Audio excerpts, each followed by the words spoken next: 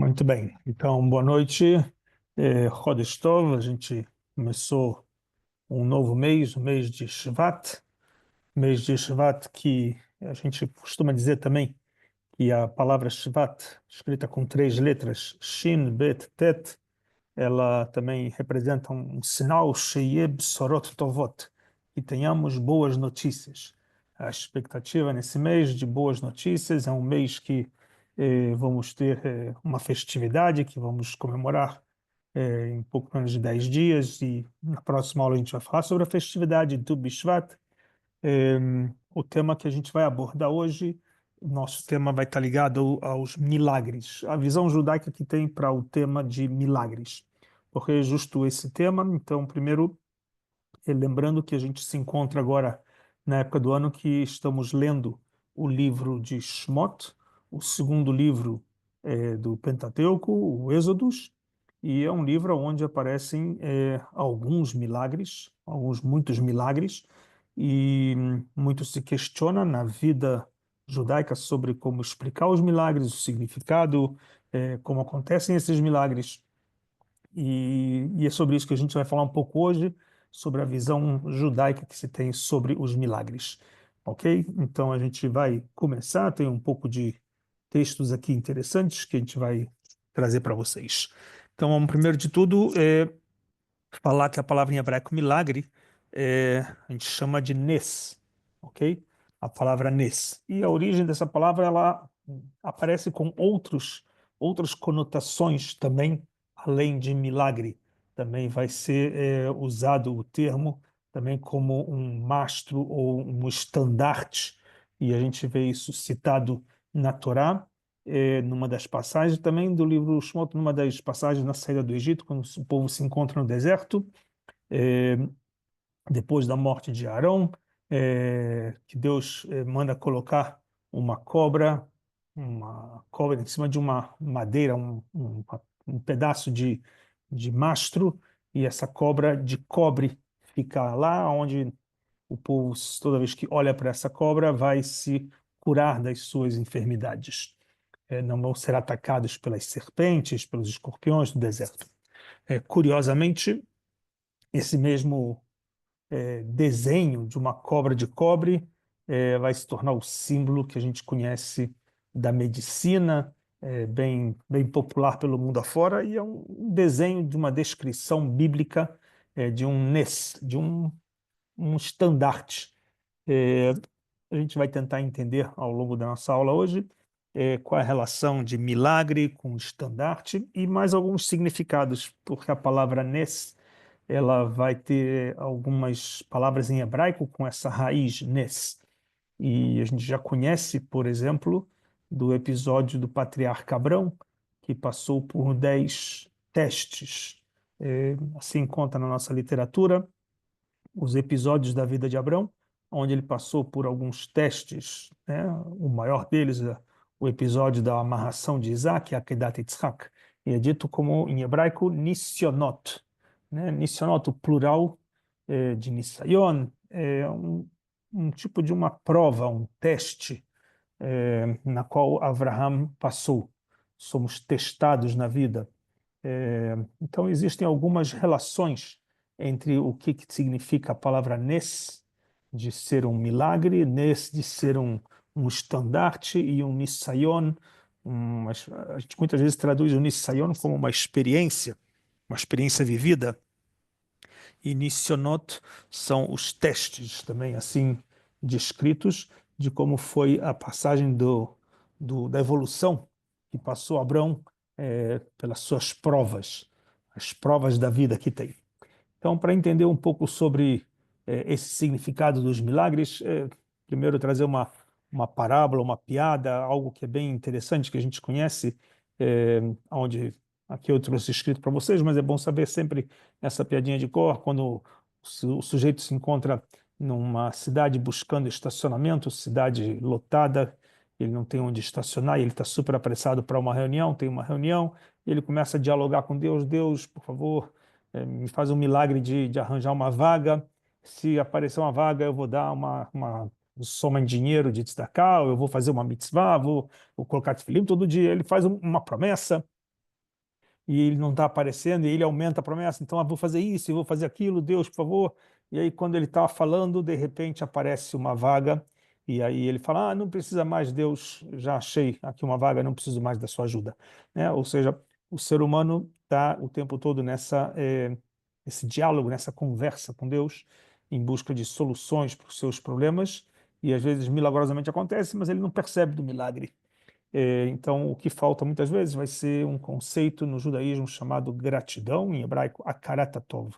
Akaratatov, que é um valor importante dentro do judaísmo.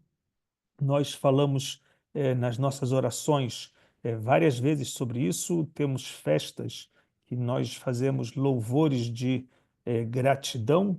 Eh, por exemplo, a principal festa que falamos da gratidão é a festa do Pêssar, que é exatamente sobre a saída do Egito, sobre esse episódio que nós lemos agora nesse livro do Êxodos, e nós fazemos uma festa inteira de louvor com a Agadá de Pêssar, onde tem um trecho inteiro que é de louvor, de Halel, de louvar a Deus. Nós, quando passamos por uma situação de risco pessoal ou nacional, fazemos orações de agradecimento, algum tipo de tefilá. No templo se fazia uma oferenda, Korban Todá, de gratidão. Nós agradecemos diariamente quando acordamos, Modéani, somos gratos a Deus que nos deu de volta, nos deu a oportunidade de mais um dia de vida. Nós, durante as nossas orações, o tempo todo estamos louvando e agradecendo a Deus pelos milagres que faz conosco. Ou seja, temos uma consciência contínua, todos os dias, 3 vezes por dia, pelo menos, aonde nós reconhecemos a bondade de Deus por nos fazer milagre de estar vivos. Mas o Talmud tem uma passagem interessante, eu trouxe aqui para vocês com destaque, vamos marcar também aqui para ler para vocês. O Talmud diz que Ein balanes makir benissó. O que significa isso? Que muitas vezes a pessoa que é o beneficiário, ele recebeu, passou por ele um milagre, mas ele lo makir benissó, mas ele não reconhece, ele nem repara no milagre, ele não reconhece o milagre que passou, né? Muitas vezes as coisas acontecem e a gente acha que foi por acaso, foi assim, foi assado. Nunca dá o reconhecimento e a gratidão a quem realmente nos proporcionou esse milagre. É, então a gente deve ter aqui uma consciência de ter essa noção de agradecer diariamente pelos milagres que vão acontecendo ao longo da nossa vida, seja para nós, seja para as pessoas que estão ao nosso redor, família, filhos, mulheres, o marido, os professores, alunos, todos os que estão ao nosso redor, que são beneficiados diariamente, então tomar consciência. Então essa é a primeira questão. Quando a gente vai falar de milagres, tem que parar para pensar um minutinho que acontecem coisas na nossa vida e muitas vezes não tomamos a consciência devida, porque assim falam os nossos sábios, né, que a gente vive numa rotina e a gente nem percebe e nem dá o valor, nem reparamos nos milagres que vão acontecendo. Então, isso é algo que vem acontecendo, não é de hoje, citações aí de passagens talmúdicas, bíblicas. Né? O próprio Talmud vai ensinar para a gente também uma outra coisa, que en somchim alades. Em hebraico, não há confiança no milagre. A gente não deposita fé no milagre. Ou seja, eu não saio para a rua fazendo as coisas esperando que vai acontecer um milagre. Né? Essa é uma regra que os nossos sábios nos ensinam, que a pessoa está proibida em ficar confiando que o milagre vai acontecer. Né? Ou seja, eu vou fazer as coisas e Deus vai me mandar a solução milagrosamente. Né? Então, vou andar por uma ponte estreita, vou andar na beira do precipício. Não, não vai acontecer nada comigo, porque Deus vai me proteger milagrosamente. Não. Ou seja, a gente não deve se apoiar no milagre, criar nossa vida e depositar nosso dia a dia eh, com esse apoio de que Deus vai me fazer um milagre e vai me salvar de tudo. Não, não devemos, assim diz o Talmud, não devemos usar essa regra, Los Sumchim Alanes, ok? Então, é importante a gente tomar isso como consciência. Vamos dar um zoom aqui. Deixa eu ver, porque não está vendo o zoom aqui, mas tudo bem. Então, a pessoa ela não deve estar fazendo as coisas, a princípio, com algum tipo de confiança de que o milagre vai acontecer. né? A palavra na Torá é a mesma palavra de Nes. Lo tenassu et Hashem Elokechem significa não coloque em prova Deus. Tipo, não vai testar Deus. É, a palavra tenassu, queria colocar um zoom aqui nessa palavra, não estou conseguindo usar a lente de aumento aqui agora. Então, lotenassu. Aqui a palavra lotenassu, vocês perceberem, as mesmas letras nun samer é a letra de nes. Ou seja, o mesmo raiz do hebraico que usamos para teste, para prova, para milagre, Nes, Nisayon, Nissim, os milagres, são provas, e vem aqui e a Torá fala, não teste Deus, né? Não se coloca Deus em prova. Uma pessoa nunca deve ficar em um lugar em perigo e para dizer que vai acontecer um milagre para ela, né? Um milagre que vai ser realizado. É, ou seja, nós temos que nos preparar com os nossos méritos para fazer merecer as coisas boas, ou seja, e não depender dos milagres que vão acontecer. Então é interessante que essa palavra em hebraico, teste, prova, ela aparece também com a mesma palavra de milagre. É, agora, como é que a gente vai identificar um milagre? Como que a gente pode saber que está acontecendo um milagre na nossa vida? Então, na Torá, a gente tem, em especial agora, nesse período que nós estamos vivendo da leitura do livro Êxodos, uma dezena deles. Então, tem como definição clássica, são atos ou eventos que são realizados pela força de Deus, pelo poder de Deus, que eles elevam a natureza e causam fenômenos que não podem ser explicados naturalmente. Essa é uma das formas de definir o milagre. O milagre pode ocorrer de várias formas, incluindo o resgate prático, orientação divina ou mudança na ordem da natureza. Os milagres do Tanar, que a gente tem da Bíblia, em específico agora do Pentateuco, são por vezes descritos como formas pelas quais Deus transmite o seu poder e propósito, por vezes como respostas a questões espirituais ou à fé do povo. Muitas vezes, os milagres foram colocados para que as pessoas pudessem enxergar a mão de Deus atuando. Temos no episódio agora do livro de Shmot, que nós estamos lendo nessas últimas semanas, lemos nas últimas 2 semanas, vamos ler nas próximas semanas, todo o encontro de Moshe vindo ao faraó, e o encontro com o faraó e o diálogo, e todos os milagres que acontecem, o cajado que se transforma em cobra, que um cajado come o outro, e todos os milagres que vão acontecendo, e o faraó, acreditando que pode os seus feiticeiros fazerem as mesmas mudanças na natureza, a ponto de não enxergar ou não ter a fé em Deus pelas suas questões de idolatria. Tem alguns milagres que a Torá vai trazer para a gente, e a gente muitas vezes podemos até parecer céticos em querer achar uma resposta, talvez científica para cada uma dessas coisas, e a gente vai tentar questionar isso, até porque muitas das respostas científicas é muito interessante que não se coloca na devida pergunta de que vamos dizer que a ciência encontra uma solução para uma prova bíblica, para uma questão de um milagre bíblico, porque a pergunta que não costuma se fazer, ok, por que esse milagre só aconteceu naquela hora, naquele momento e nunca mais se repetiu em nenhum outro momento? É uma das perguntas bem fáceis de entender, que às vezes encontra-se uma resposta científica, mas aconteceu só naquela hora, naquele momento, quando o povo precisava para acontecer. Então, essa é uma questão que a gente vai ver. A primeira delas, então, as 10 pragas. O milagre os milagres, em geral, que apareceram no Egito, né, que Deus manda para o Egito para libertar o povo de Israel da sua situação de escravos, sendo que toda essa situação, o povo já estava no seu limite, podemos dizer assim. Quanto mais Moisés falava com o faraó, mais o faraó obrigava os judeus a serem mais castigados, ou seja, teve uma hora que o povo falou assim, para de falar com ele, que a gente que está sofrendo, né? Até nesse ponto o povo já se encontrava num desespero total. Mas cada uma dessas pragas, Makot, que a gente conhece, foi uma mudança natural dramática, né? A gente pode chamar essa uma das partes mais dramáticas que tem do nosso episódio do livro de Shmot, onde Deus mostra sua força, seu poder, perante todo o mundo. É tão forte isso que esse episódio da saída do Egito vai ser marcado como a memória coletiva do povo de Israel e lembrado diariamente. A gente já falou isso na nossa aula sobre memória, o quanto que Yetziat Mitzrayim, a saída do Egito, ela se tornou uma parte forte no nosso DNA da memória coletiva, a tal ponto que todos os dias nós lembramos disso.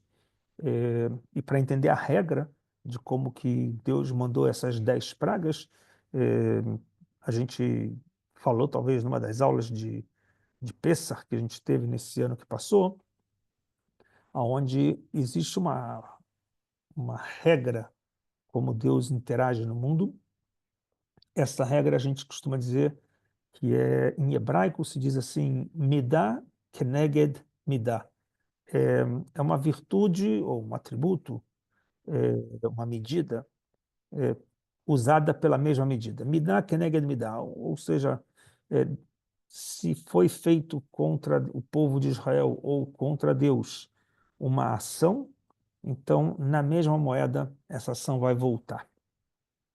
Então cada uma dessas pragas, dam, fardeia, sangue, é, rãs, piolho, animais selvagens, é, morte dos animais, sarna, granizo, gafanhoto, a escuridão, as trevas e a morte dos primogênitos, cada uma delas não foi por acaso que foram essas 10 pragas, onde eram milagres de Deus que explicações para cada uma delas podemos dar já, mas o interessante é que todas, elas vieram como uma reação a uma ação feita contra o povo de Israel.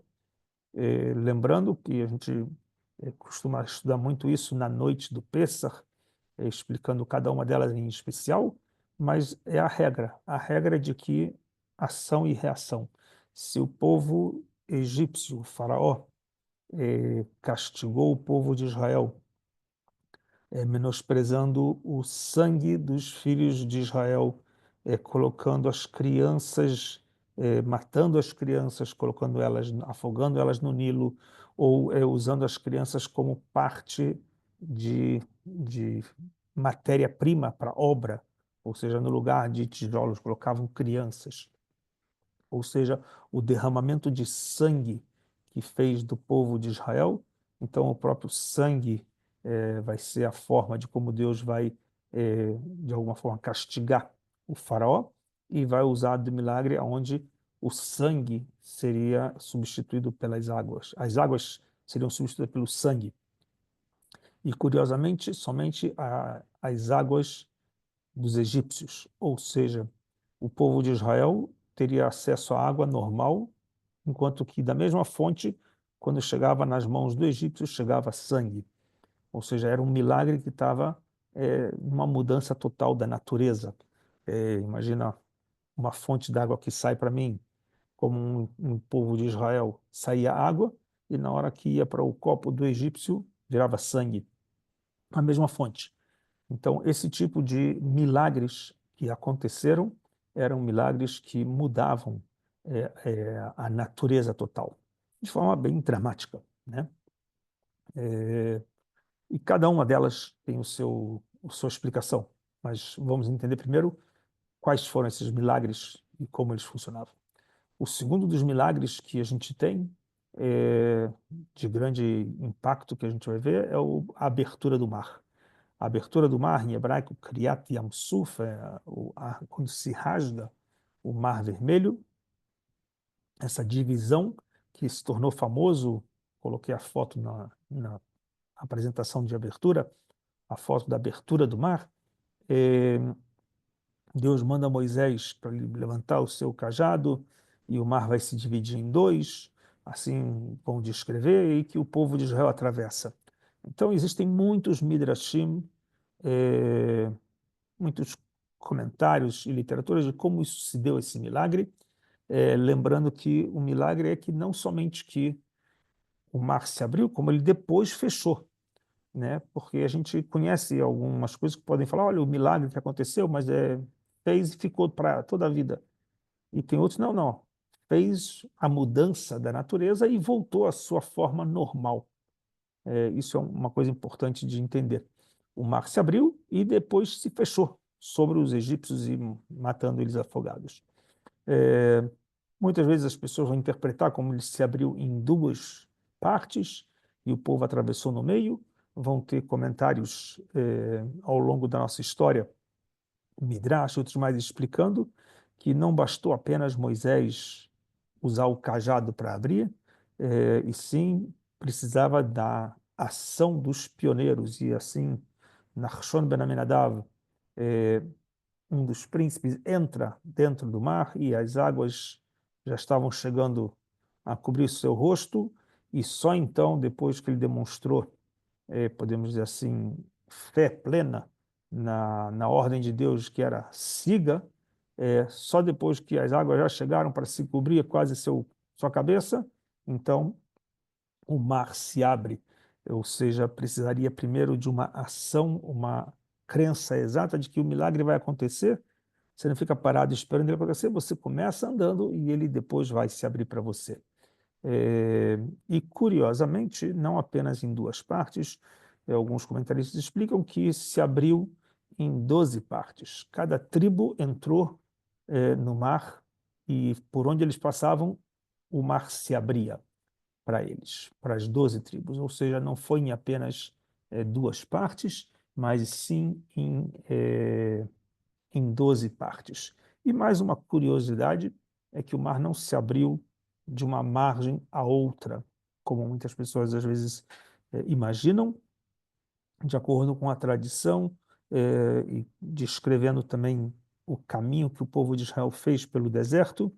Então, eles entraram ao mar e fizeram meia volta, né? Deram uma 180 graus e voltaram para a mesma costa, para a mesma parte do continente, eh, ou seja, não atravessaram de uma margem a outra, se mantiveram na mesma margem, só que entraram no mar e fizeram 180 graus, meia volta, e voltaram para a mesma costa.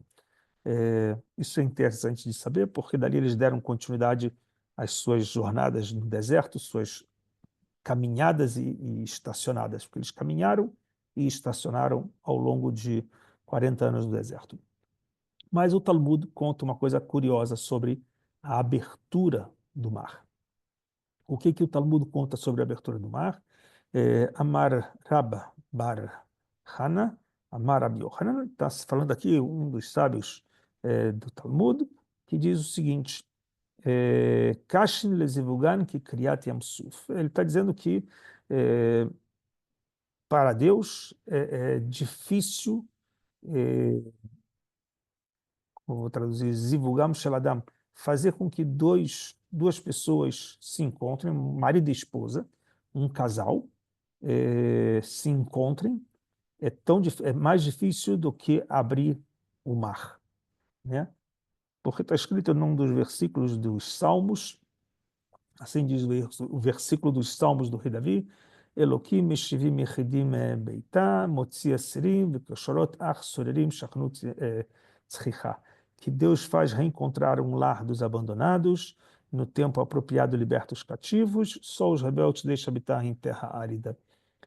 Que Deus ele faz reencontrar as pessoas no seu lar. Ou seja, se fala que antes da criação das pessoas, de cada um de nós, antes do nosso nascimento, já um período, uns falam 40 dias antes de nascermos, ou de sermos fecundados, já prometido que para esse espírito que vai descer, para essa vida que vai descer, já tem a sua alma gêmea que já está selecionada. Ou seja, cada um tem o seu zivug, o seu parceiro, sua parceira planejado, mas para eles se encontrarem é mais difícil do que abrir o Mar Vermelho. Porque é difícil deles se encontrarem, diversos motivos, momentos diferentes, lugares diferentes. vidas que estão passando diferente. Muitas vezes as pessoas falam assim: olha, fui encontrar minha parceira por acaso numa viagem para outro lugar do mundo. Ou seja, temos aqui diversas explicações, mas é isso que o Talmud vem dizer, e o rei Davi escreve isso para a gente, que para Deus é mais fácil abrir o mar do que fazer dois pombinhos se encontrarem para casar. É, ele ainda continua falando que Motzia Sirim Bakosharot, que no tempo apropriado liberta os cativos, as pessoas que estão presas. E alguns explicam que libertar as pessoas que estão presas está se falando especificamente de um solteiro, né? A pessoa que está vivendo uma vida de solteiro, solteiro ou solteira, eles se encontram presos dentro deles e não estão livres de poderem ser uma casa, né? O casal ele é um, né? Ele junta-se duas partes, um homem e uma mulher, e eles se tornam um, assim como diz no Gênesis. Enquanto ele está sem a sua costela, sem a sua parte de preenchimento, ele está preso nele só. Então, essa é a literatura que o rei Davi escreve, que a pessoa, enquanto ela está solteira, ele está um prisioneiro dentro dele. Logicamente que esse versículo a gente também hoje pode dar a interpretação de que Deus, Motzia Serim, Deus vai tirar os cativos, os prisioneiros, né, no tempo apropriado.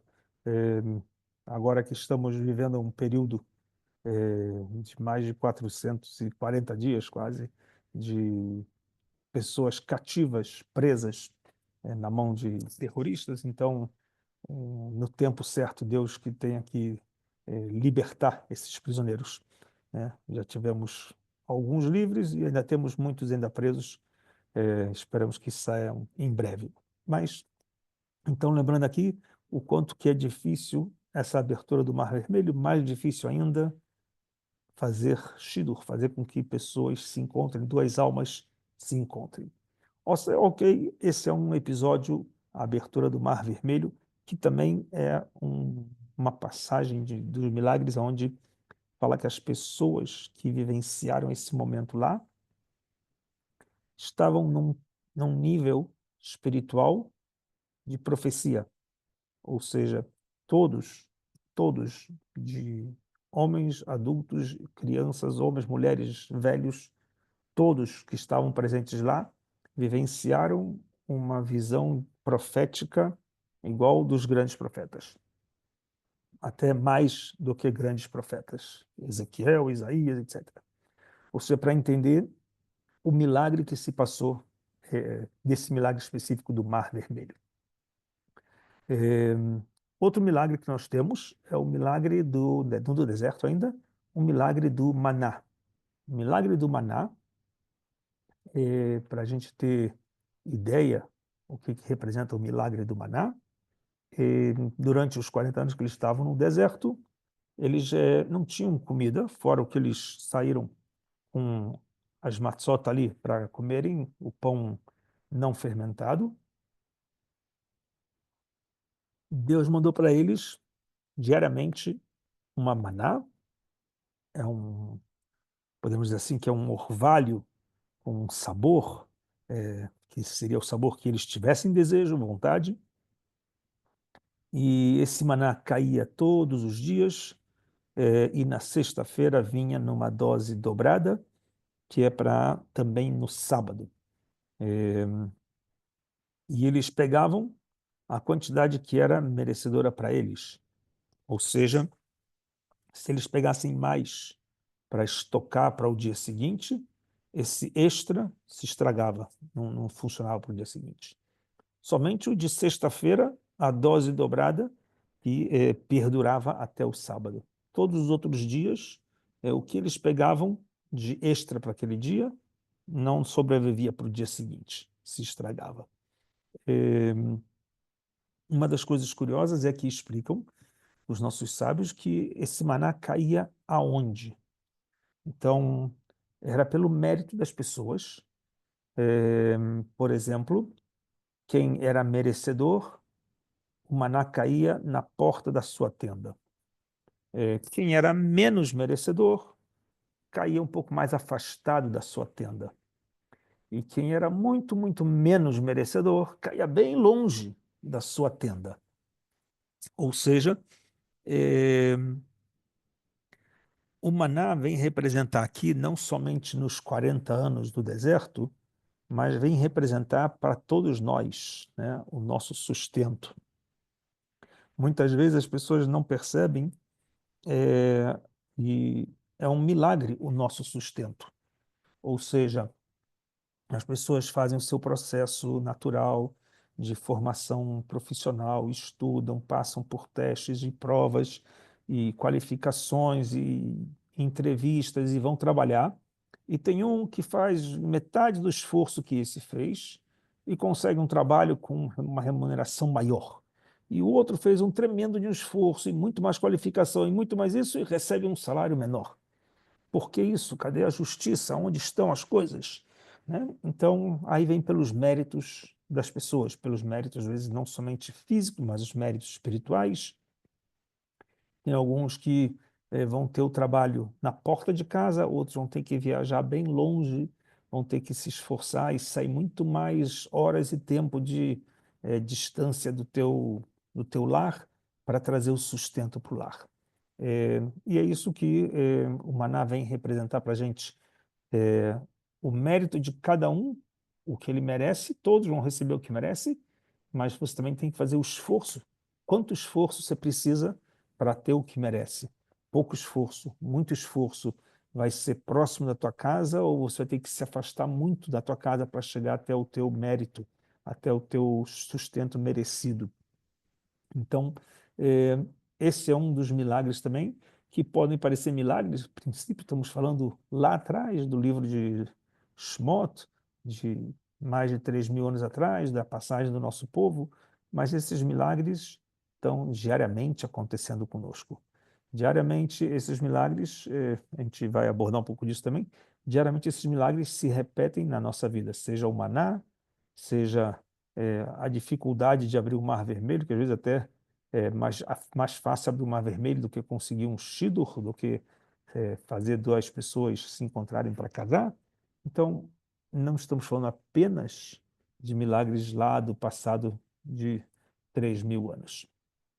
E, na continuação, temos outros milagres, milagres como o da água, a gente falou do maná, mas temos o milagre da água também, onde a água, também representada como o poço de Miriam, o poço de Miriam, que oferecia para o povo o sustento, a água, em geral, vai ter uma série de simbolismo, a água vai representar a vida, vai representar a Torá, mas quando o povo estava com sede, e eles, na primeira vez que tiveram a oportunidade, tem algumas passagens com água, e tiveram que jogar uma planta para a água deixar de ser amarga, num dos episódios famosos, no qual o próprio Moisés vai ser até penalizado por isso, de acordo com alguns comentaristas vão dizer que o motivo de Moisés ter sido penalizado a não entrar em Israel, talvez por esse episódio da água,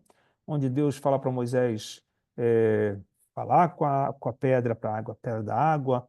Tem algumas passagens, no início fala de bater, depois fala de falar, e ele bate e a água começa a dar, a pedra começa a dar água, é um milagre que aparece para o povo e eles têm água da pedra.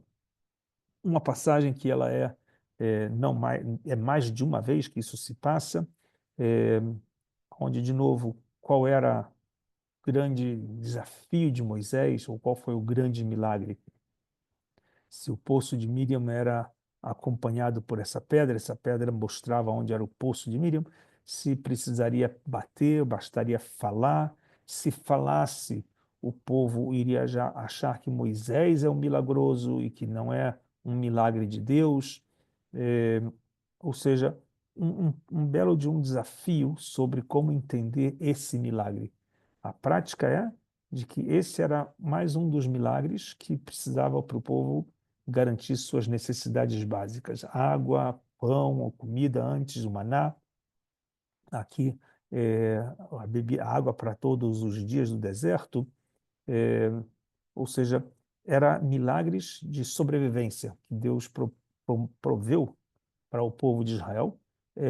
E tem outros, alguns ligados à parte de alimento, como a gente falou, comida, bebida, mas tem milagres da proteção, por exemplo, das cobras, dos escorpiões, do calor, das roupas que eles não precisavam trocar, nem fazer compras, cresciam com eles as próprias roupas. As roupas iam ganhando tamanho conforme eles iam avançando nas idades. Imagina uma geração inteira que nasceu no deserto. Então, esses milagres, andando pelo deserto, nas 4 estações do ano, frio e calor, ventos e tudo que podia imaginar, e eles eram protegidos por um ananei kavod, por umas nuvens de Deus, nuvens de glória que protegiam eles de tudo. Qualquer animal de deserto, sejam eles escorpiões, cobras, estavam protegidos. Ou seja, não é apenas as necessidades básicas de se alimentar, mas de sobrevivência.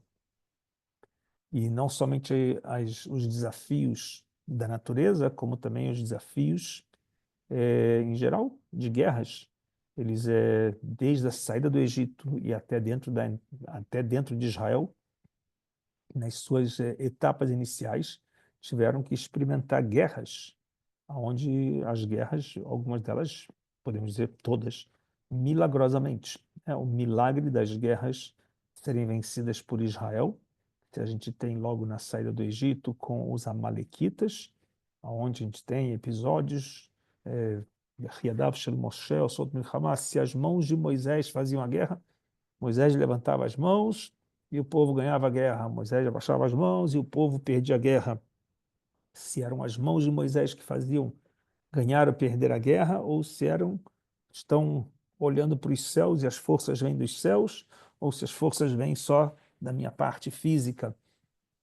Então eles tiveram várias batalhas com os amalequitas, depois tiveram com os moabitas. Josué teve a batalha também na entrada de Israel para conquistar a terra de Israel, milagres que teve, seja em Jericó, seja no vale do Ayalon, com o sol e a lua, onde param de andar ao sol.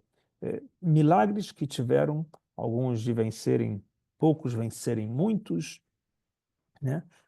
Ou seja, em todos os episódios a gente percebe que não são dentro de uma natureza, não é uma coisa comum. A gente vê a olho nu, isso são coisas milagrosas.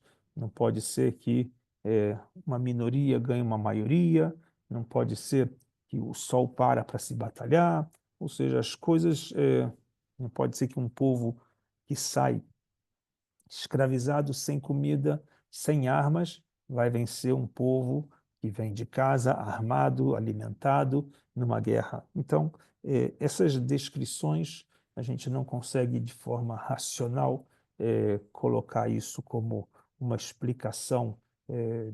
Ok, foi um treino militar na academia mais importante. Não, aqui não dá para encontrar uma explicação nesse sentido.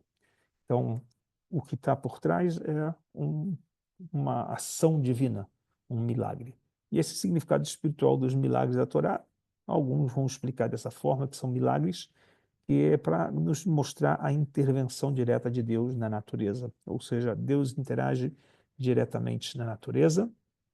A gente entende isso muito bem, como pessoas de fé, de que Deus, ele é o criador também da natureza. Ele criou o mundo, criou os céus e a terra. O Gênesis nos diz isso. Criou os céus e a terra, e ele cria toda a natureza. Então, ele controla toda essa natureza e ele pode intervir nessa natureza de acordo com o seu plano, com a maneira como ele planejou o mundo. Ele criou o mar falando, em algum momento você vai se abrir para o meu povo passar, né? Parte do teu propósito de vida, né? E assim todas as coisas que foram criadas, né? Os milagres deles vão ajudar a fortalecer a fé do povo, e cada um deles foi um ato que provou para o povo de Israel. Eles viram a mão de Deus que tirou eles do Egito. Eles viram os milagres acontecendo, que Deus interagiu com eles, protegeu eles. Então, isso fortaleceu a fé deles. Vairuam, Vaiaminu, Bashem, Moshe Avdó. Eles acreditaram em Deus e também em Moisés, quando precisava interagir e fazer os milagres. Então, os milagres eles vão expressar também a vontade de Deus. Às vezes, os milagres são enviados para guiar o povo ou para sinalizar a vontade de Deus, para cumprir os seus mandamentos. Às vezes acontecem de que esses milagres estão lá para que induzam o povo a fazer as coisas como tem que ser feitas.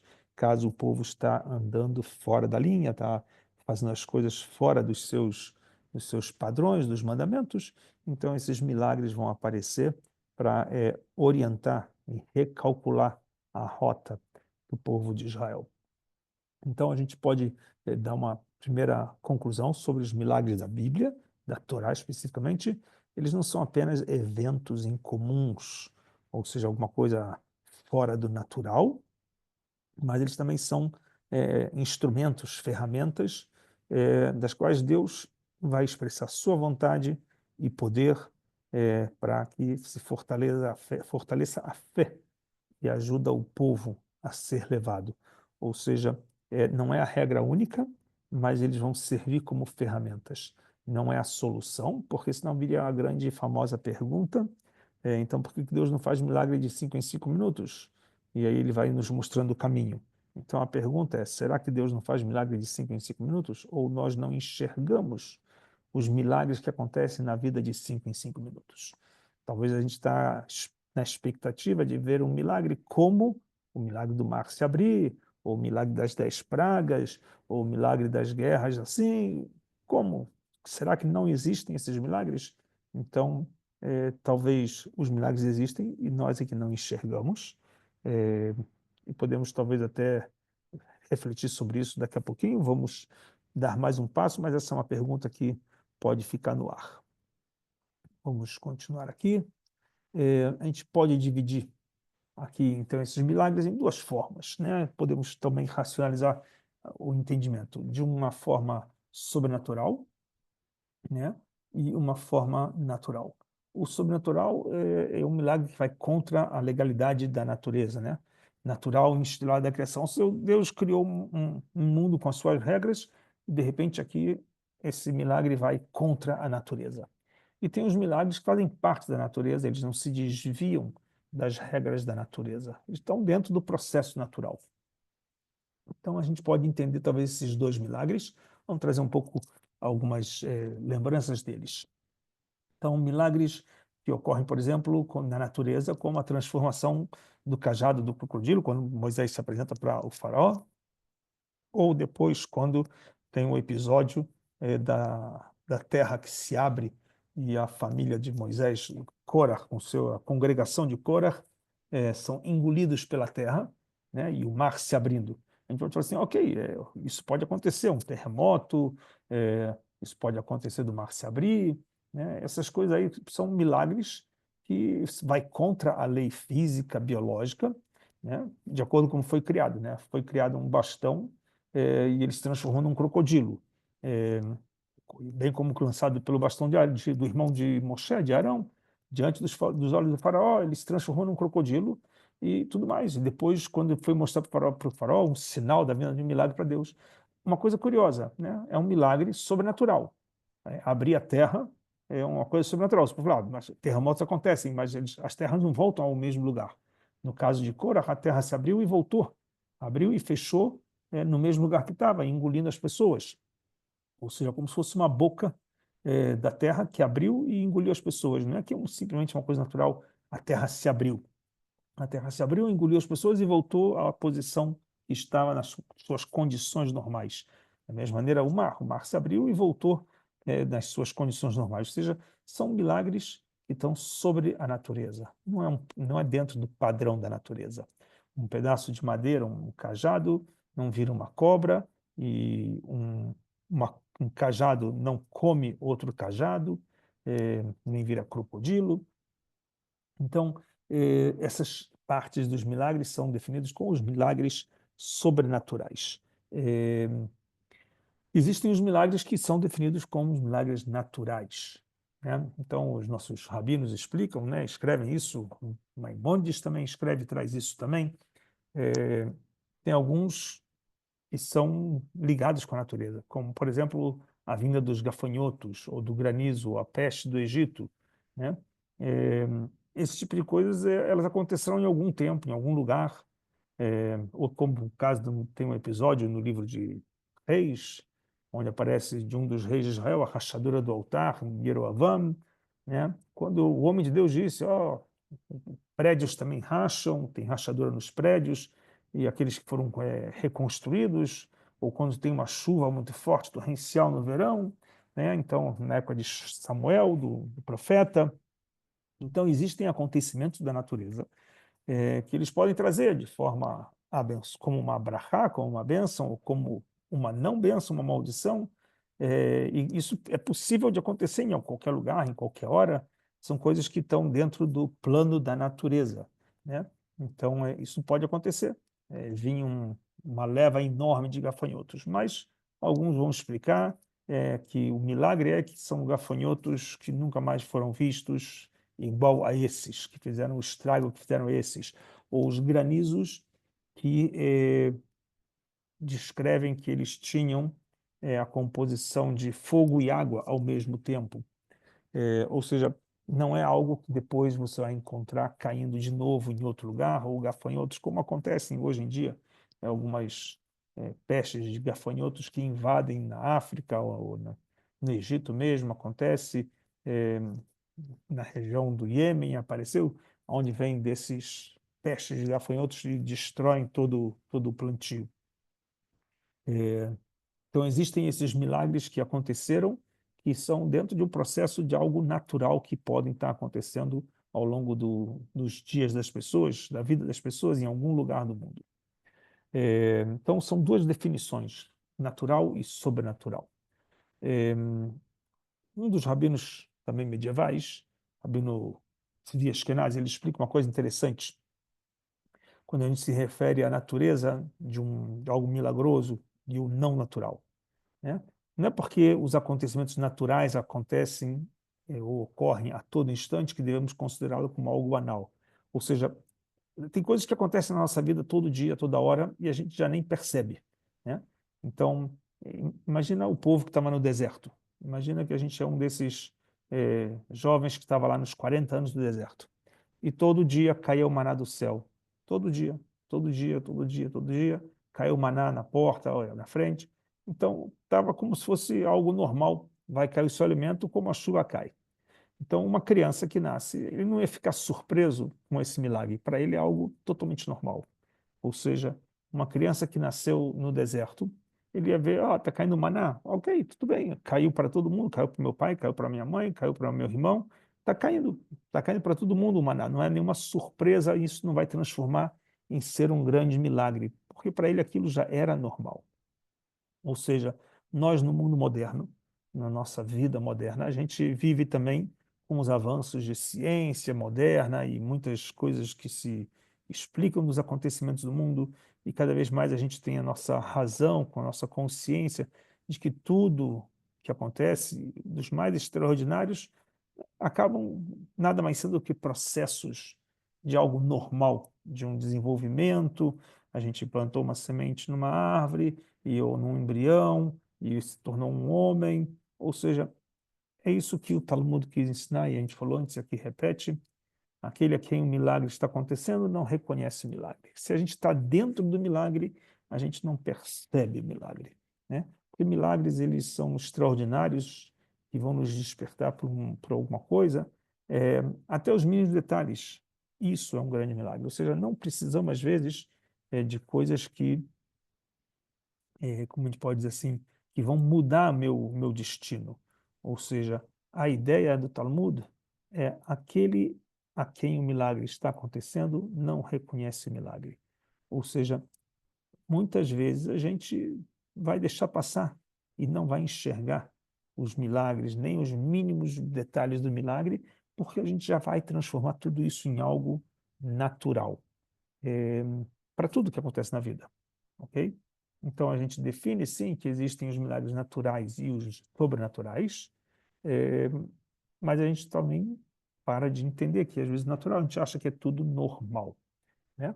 Então como é que funciona um milagre? O Maimônides, por exemplo, ele escreve no livro Guia dos Perplexos, ele escreve assim: que todos os acontecimentos sobrenaturais foram programados para o mundo na época da criação. Ou seja, Deus já na criação já fez o seu plano de voo, o mundo nos seus milhares de anos futuro, como ele vai atuar e como toda a natureza vai atuar. Então, o Talmud fala que Deus estabeleceu uma condição com a criação. E quando os judeus chegassem às margens do Mar Vermelho e o seu êxodo do Egito, este se abriria. Ou seja, ele criou o Mar Vermelho, um mar vermelho com um propósito, que na hora que o povo de Israel estivesse saindo do Egito, perseguido pelo faraó, com um exército atrás, eles iam ficar lá na dúvida: a tua função, mar, é se abrir quando eles entrarem. Isso foi o propósito da criação. Nunca mais o mar se abriu para ninguém mais que estava refugiado por lá. Está lá o mar no mesmo lugar de sempre, podendo qualquer dia se abrir, e nunca se abriu nesses 3.300 anos, né? Então, há aqueles que veem a abertura, aqueles que veem abertamente os milagres de Deus, alterando e desafiando as leis da natureza. A verdade é que somos incapazes de perceber a extensão com que Deus está praticando milagres conosco. Ou seja, novamente, aqui o que Maimônides nos diz é que às vezes a gente está insensível, não enxergamos mais, temos que trocar nossos óculos, nossas lentes, não vemos os milagres que estão acontecendo conosco dia após dia. É dito que os maiores milagres são aqueles que somente ele conhece, onde o recipiente do milagre não está ciente do seu próprio milagre. Ou seja, de novo, a mesma ideia de que a gente está esperando que vai vir alguma coisa extremamente lá dos céus e a gente não percebe, né? Nós somos o recipiente do milagre e nós não estamos nem olhando que o milagre está acontecendo a cada dia conosco.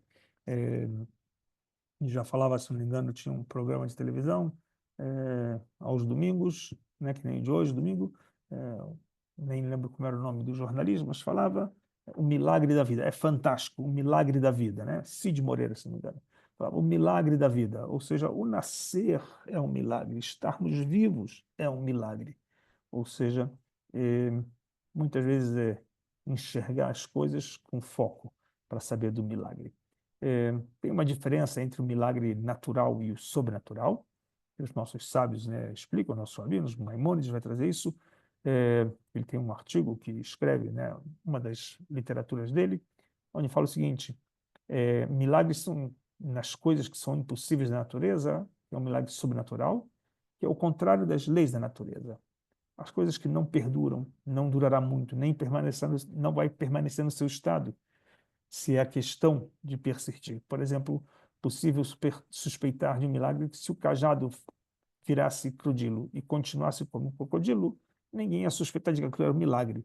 Mas ele se transformou num crocodilo e depois voltou à sua posição normal de ser um cajado, então, e voltou para a mão de Arão, então aquilo sim se transformou num milagre, porque quando você muda para alguma coisa, para um estado, você acha que virou do jeito que é, virou daquela forma, virou uma cobra, virou um crocodilo, né? Ou a terra que se abriu e ficou aberta. Ok, normal, mas se ela se abriu e depois fechou, então essa é uma diferença de um milagre sobrenatural, né? O natural, ele vai tendo um processo. O sobrenatural não tem processo, ele vai e volta. Esse é o sobrenatural. O mar voltou à sua força no dia seguinte, não ficou fechado, aberto que nem toda a passagem do povo, ele se fechou. Então, como a gente tem essas regras que são mencionadas e a gente muitas vezes se afasta da visão do milagre, a gente perde a importância do milagre. Então, a gente tem uma certa necessidade, assim os nossos sábios falam, de fazer louvores para lembrar os milagres. A gente faz louvores a cada milagre que acontece na nossa vida pessoal e na nossa vida nacional. E dessa forma, a gente consegue enxergar mesmo que a distância do tempo, os milagres que temos, né? Os milagres que acontecem na nossa vida, e logicamente também, então, tudo que Deus manda, a gente vai agradecer os milagres, e se a gente não toma consciência das coisas boas, às vezes vão aparecer coisas que não são boas, em especial quando as pessoas não estão em harmonia com Deus, às vezes aparecem coisas que não são boas, são as maldições que a gente chama, né?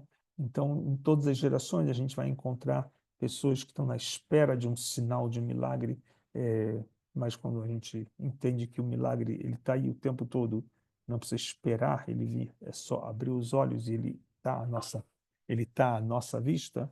Então, é isso que talvez faz a diferença, é abrir os olhos para enxergar o milagre.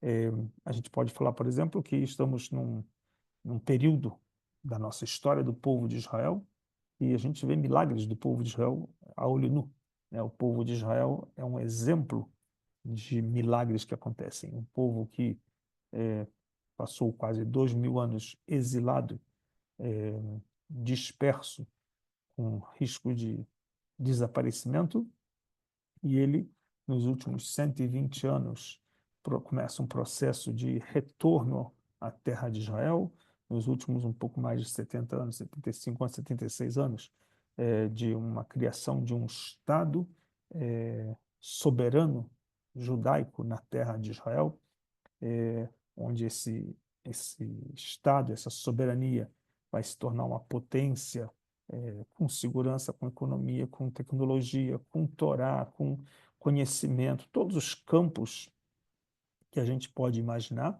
É, Se a gente olha para a história do povo de Israel, 2000 anos, é um milagre isso que acontece aqui, né?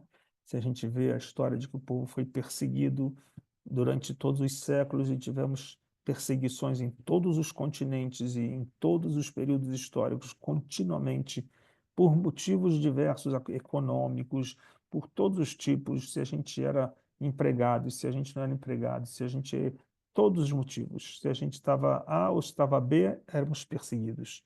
Então, o fato de ter essa perseguição nos correndo atrás, esse exílio, essa falta de perspectiva, tudo isso, o nosso destino seria sumir, desaparecer. Mas o milagre é nós voltamos para a nossa terra, na nossa terra nós florescemos, superamos todos os desafios, passamos pelos mais cabeludos desafios, holocaustos, pogrom, tudo que se passou, transformamos tudo isso numa nação que tem um ascender político, um ascender espiritual, aonde esperamos que nesse processo de ascendimento também espiritual se fortaleça mais a relação nacional do povo, na sua relação com Deus, que as pessoas possam ter mais amor uns aos outros e reconheçam e conheçam Deus de perto, abandonando os cultos idólatras da cultura ocidental,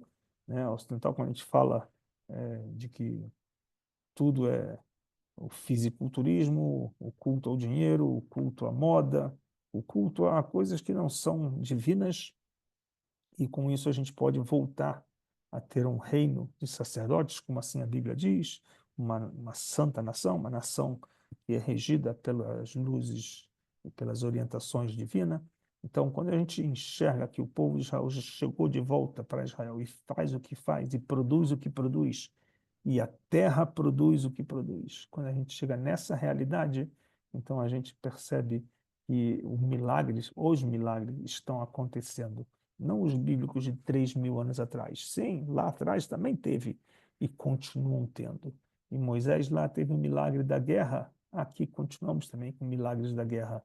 Quem não enxerga os milagres da guerra precisa arrumar o óculos, arrumar o foco, porque os milagres acontecem também nas guerras aqui, e não só nessa última guerra, mas em todas as guerras, lembrando que nós somos uma minoria contra a maioria, nós somos sempre os acusados pelo mundo com 10 dedos apontando contra Israel. Então temos que estar o tempo todo com mil atenções, inclusive com nossos inimigos internos, que às vezes também surgem para enfraquecer, igual com Amaleque, que vem atacar os mais fracos. Então, dentro do povo de Israel também temos os mais fracos, e é exatamente por isso que precisamos nos fortalecer, nos amar uns aos outros, trazer os mais fracos para próximo das pessoas fortes, para combater essas forças inimigas, porque os milagres eles estão aí e a gente deve também pedir pelos milagres. A gente sabe que eles estão acontecendo, mas cabe a nós também pedir pelos milagres. As carências que aparecem na nossa vida, sejam elas nossas vidas pessoais, nossas vidas coletivas, nacionais, é, cabe a nós, então, pedir também para que os milagres aconteçam, sejam com os nossos momentos de hoje, que são os reféns, são os soldados em luta, que de forma milagrosa voltem todos com a sua saúde plena, física, saúde mental, saúde espiritual, que eles possam voltar para os seus familiares, para as suas casas, e que a gente precise manter a nossa vida em paz. Logicamente que para se viver em paz tem que se preparar para a guerra, mas viver em paz. Então, que esses milagres cheguem em breve para os nossos dias de hoje. Ok, pessoal. Esse foi o nosso dia de hoje sobre milagres, que é um tema muito grande, que tem muitas outras abordagens. Quem sabe a gente faz uma outra aula sobre milagres também, mais moderninhos talvez, mas não para a próxima aula. A próxima aula já vamos ter Tu B'Shvat a caminho, vamos falar sobre o tema de Tu B'Shvat. Ok, pessoal?